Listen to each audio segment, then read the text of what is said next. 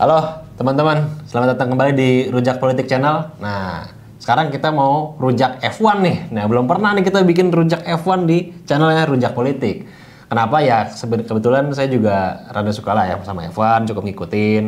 Dan di sini juga ada Pak Ibnu yang juga ngikutin tentang dunia jet darat ini ya Pak ya, gitu. Nah, kita mau bahas sedikit mengenai F1 pada saat balapan di Bahrain hari Minggu lalu. Dan ini juga kita mau bahas menuju balapan di Jeddah, Saudi Arabia. Nah, kalau kita ingat lagi hasil balapan di Bahrain kemarin, ini saya bacain aja ya driver standingnya pada saat itu. Yang pertama adalah Oscar Piastri, pembalap Australia. Ini berhasil memenangkan kejuaraan di Bahrain pada saat itu dengan McLaren-nya. Cukup impresif ya pembalap muda ini ya, nanti kita akan bahas. Lalu yang kedua ada pembalap dari Mercedes, George Russell. Lalu diikuti oleh podium ketiga nih, Lando Norris ya, dari McLaren lagi. Berarti pada saat kemarin itu McLaren double podium gitu kan. Lalu di bawahnya ada Charles Leclerc dari Ferrari. Lalu Hamilton ya, Ferrari juga. Max Verstappen, nah ini agak lucu nih, Red Bull kan, bertarung sampai di posisi 6 nih, kenapa di posisi 6. Lalu ada Pierre Gasly, Esteban Ocon, Yuki Tsunoda, balap Red Bull juga, dan Oliver Bearman di peringkat ke-10. Sisanya ya silakan teman-teman cari tahu sendiri. Nah ini kita mau bahas sedikit mengenai balapan jet darat ini, terutama saya penasaran ini, ada banyak hal yang mau saya bahas sebetulnya. Ini Oscar Piastri ini, dia bener-bener pembalap masa depan lah ini kita bilang ya. Ini masa depan F1 lah ini, keren banget. Belum lama di F1 gitu ya, tapi sudah stunning banget ya. Gitu, dan juga teman rekan timnya nih, Lando Norris gitu kan. Nah ini mereka kan kita bisa bilang bersaing lah ya, karena pesaing di F1 itu sebetulnya adalah teammate sendiri, ya kan. Nah ini gimana impian Lando Norris gitu ya untuk menjadi juara dunia, sedangkan ada pesaing terdekatnya dia nih, Oscar Piastri dengan mobil yang sama gitu, dan juga dengan skill yang impresif gitu.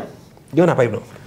Ini menarik ya, McLaren ya. Jadi Oscar Piastri ini dia sebenarnya kan awalnya bukan pembalap McLaren, dia pembalapnya Alpine, Renault ya dulu ya. Jadi waktu itu kenapa akhirnya pindah ke McLaren, gara-garanya Renault itu saya lupa tuh tahun berapa, 2022 apa ya. Jadi waktu itu Piastri itu pengen langsung membalap ya di tahun 2022 apa 2023, tapi Renault-nya tuh pengennya masih setahun lagi. Nah, akhirnya ya udah diambil sama McLaren ya, dan waktu itu yang pindah dari juga kehilangan Alonso di saat yang sama. Jadi Alpine waktu itu ya akhirnya dia pakai pembalap Prancis semua tuh, Esteban Ocon sama Pierre Gasly.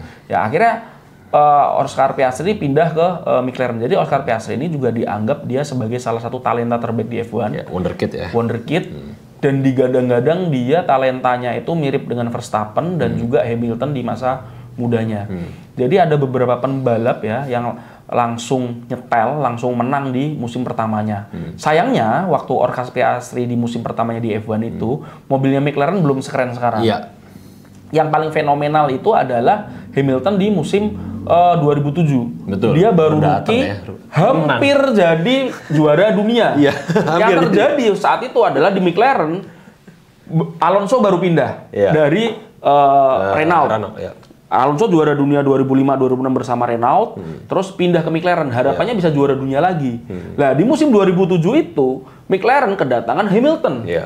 Pembalap kulit hitam. Jarang sekali mohon maaf ya, bukan rasis ya, tetapi jarang sekali pembalap kulit hitam itu ada di F1. Jarang sekali. Sekarang siapa selain Hamilton? Nggak ada. Nah, dan waktu itu orang tahu ini Hamilton pembalap muda keren gitu.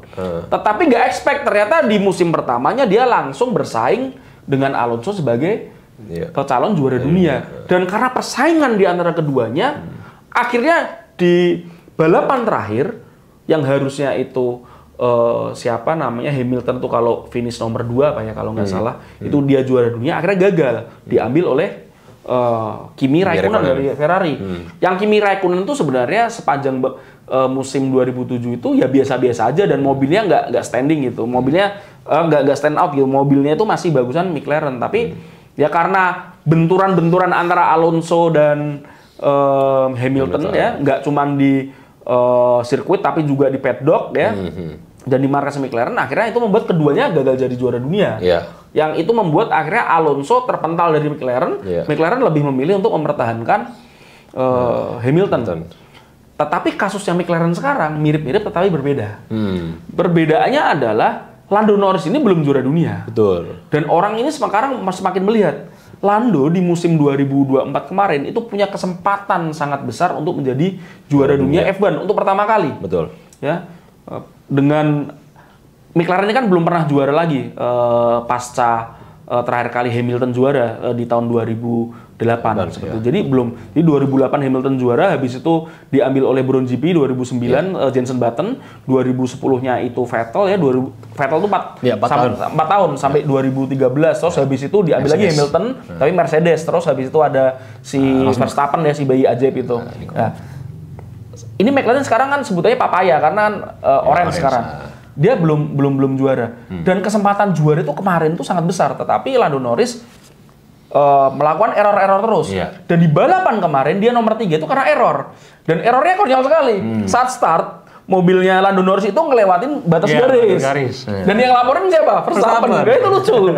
Verstappen sendiri dia waktu ada safety car, dia kan di P20. Dan dia bisa nyodok sampai di P7. Betul. Itu keren banget. Nah, tapi kita kembali lagi di persaingan antara Piastri dan juga Lando. Masalahnya Lando ini asli Inggris. McLaren juga Inggris. Dan Piastri ini Australia. Cuman saya pikir kalau Piastri bisa menang terus nih, misalkan 3 kali balapan lagi dia bisa menang di depannya Lando Norris, nggak harus nomor 1 ya. Yang penting di depannya Lando Norris, itu tim order nanti akan berjalan. Betul. Tim order itu maksudnya akan nanti memprioritaskan salah satu pembalap. Ya. Ini kan yang dulu kejadian di McLaren, akhirnya Hamilton diprioritaskan dibandingkan Alonso. Itu yang membuat Alonso akhirnya cabut dari McLaren. Nah, tapi yang McLaren sekarang itu takut. Karena dua-duanya masih belum jelas nih siapa yang bisa diprioritaskan jadi juara dunia. Tapi kalau ngelihat terakhir balapannya kemarin, kalau Lando Norris masih sering error seperti itu, sepertinya Piastri nanti yang akan mendapatkan kesempatan untuk diprioritaskan ya untuk jadi tim order. Nah, kalau udah seperti itu, Lando apakah bisa menerima? Belum tentu juga. Jadi egonya pembalap ini juga gede. Ya. Jadi kita akan lihat ini akan sangat seru. Nah, di sisi lain ya kuda hitamnya ini Verstappen tetap kuda hitam lah. Ya dengan mobil gerobak ya, jadi mobil Red Bull tuh sekarang disebutnya gerobak gitu. Iya tuh, aneh tuh, kenapa ya? Gitu, susah banget ya. Tapi ya Verstappen tetap sebagai kuda hitam, ditambah Yuki Tsunoda juga udah oke tuh, udah akhirnya bisa dapat poin kan, yang sebelumnya kan nggak dapat poin tuh. Terakhir seat kedua Red Bull itu dapat poin tuh di Vegas. Tahun lalu. Jadi, Vegas kemana ya? Saya lupa deh. Gitu. Ya. Seenggak, udah lama dia dapat poin.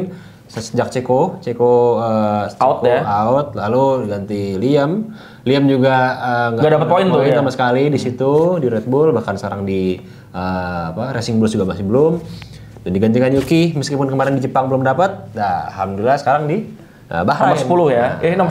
Nomor 9 ya. Jadi dapat 2 poin. Waktu di Jepang dia cuma finish posisi 12. Nah, kita lihat juga yang agak spesial ini George Russell. George Russell ini diem-diem dia konsisten masuk podium.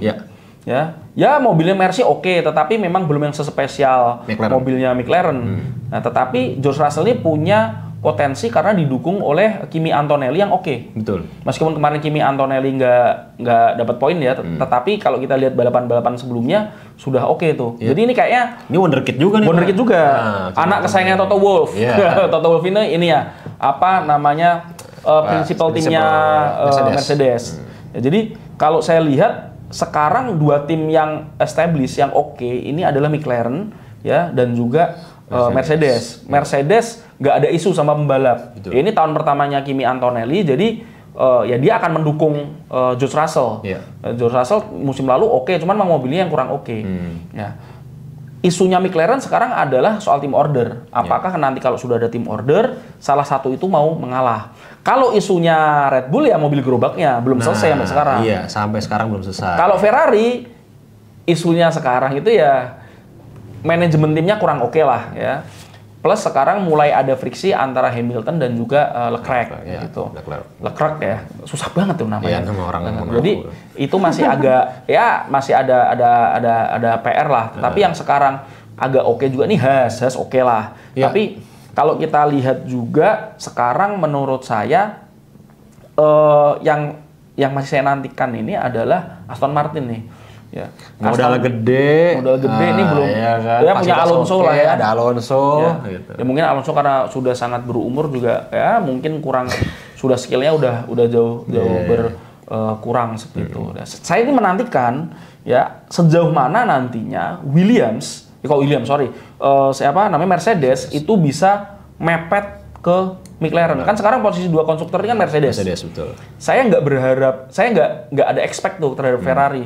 Karena kayak susah itu. Ya, strategi timnya tuh bermasalah terus. Bahkan sempat didiskualifikasi kan dua pembalap itu, Leclerc dan juga Hamilton. Ya, bahkan seorang Verstappen pun memuji secara tidak langsung mobil McLaren. Saya kalau pakai McLaren kayaknya langsung nggak kelihatan. Jadi saking kencengnya mobil McLaren itu. Nah, ini juga menarik. McLaren ini, Verstappen ini dia punya kontrak dengan Red Bull sampai 2028. Tapi punya opsi setelah 2025 dia punya opsi untuk pindah. Ketika mobilnya tidak perform. Iya, jadi ada opsi itu. Dan sekarang itu sedang ramai dibicarakan.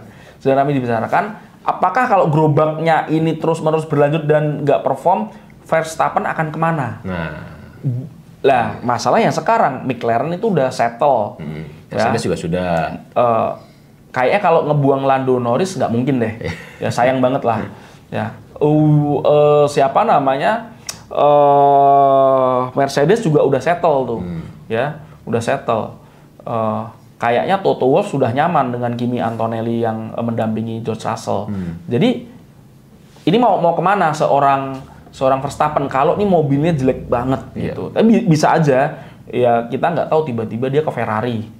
Tapi kan Ferrari sudah kontrak Hamilton ya, saya nggak tahu 2 atau 3 tahun ya. Atau mungkin ke Aston Martin karena Honda juga suka banget sama Verstappen. Kan tahun depan Honda. Oh, Aston Martin tahun depan Honda? Bisa jadi. Cuman Verstappen apa mau pakai Honda lagi kan kira-kira kayak gitu. Apalagi Red Bull ini kan Red Bull powertrain, mesinnya Red Bull ini ya mungkin tahun depan udah bisa dipakai. Mungkin. Ya, kita nggak tahu. Nah, ini yang nanti hasil ke depan ini akan berimplikasi cukup serius terhadap masa depan Verstappen. Pembalap yang gajinya udah tembus 1 triliun ya per musim ya. Jadi saya pikir Verstappen ini, pembalap Belanda ini dia nggak ada tim yang nggak mau pakai dia. Misalkan nih, Verstappen, udah gue out dari Red Bull gitu. Saya yakin itu akan jadi rebutan oleh semua tim besar. Even bahkan McLaren mungkin tadi, apakah McLaren mau menendang salah satu pembalapnya demi Verstappen? Saya pikir kalau gantinya Verstappen mau banget. Tapi ya itu Verstappen ini gajinya gede. Apakah McLaren kuat? Kayak gitu. Yang kuat bayar Verstappen itu selain Red Bull, cuma Mercedes dan Ferrari. Aston Martin juga kuat. Aston Martin juga kuat. Nah, itulah. Duit ayah tuh bagus tuh di situ. Tapi kalau tadi nanti di Saudi gimana? Nah, kalau Saudi menurut saya duo McLaren itu tetap nanti akan dominan ya. Saudi ini banyak trek lurusnya kalau tidak salah. Dan tikungannya juga tajam ya. Tajam gitu. Ya mobilnya McLaren menurut saya masih cukup dominan ya. Verstappen menurut saya masih punya peluang untuk dia ambil pole position ya di nomor 1 ya. Nanti persaingan mungkin akan banyak di posisi ini ya. 3, 4, 5 itu akan ada persaingan terutama antara Mercedes dengan Ferrari. Gitu. Saya membayangkan mungkin sekarang Hamilton sudah mulai agak nyetel meskipun kemarin masih finishnya masih di belakangnya Leclerc ya. Tapi dia mulai nyaman nih kelihatan. Ya, mulai inilah bisa ketemu lah. Ya, mulai bisa beradaptasi. Jadi saya bisa jadi akan ada kejutan dari Ferrari khususnya Hamilton di Saudi besok. Dan beban sekarang ada di Lando Norris. Kalau dia besok jelek lagi, apalagi nggak masuk podium, finishnya di bawahnya seorang Piastri-nya berhasil ada di posisi 1 atau 2, Lando nggak masuk podium, selesai dia. Menurut saya langsung tim ordernya McLaren ada di Piastri. Oke. Jangan lupa saksikan balapan selanjutnya di Jeddah, Saudi Arabia. Nah, cuman agak malam ya balapannya ya gitu. Jadi nggak apa-apa, bela-belain nonton. Buat yang teman F1, silahkan follow juga, di subscribe juga channel Rujak Politik. Dan bagi yang lebih expert lagi dari kami tentang F1, boleh isi komentar di bawah, kasih analisisnya, boleh banget, dan nanti kita akan baca untuk sebuah buat kita insight juga ya Pak ya. Gitu. Oke deh, makasih Pak Ibnu. Yuk. Makasih semua.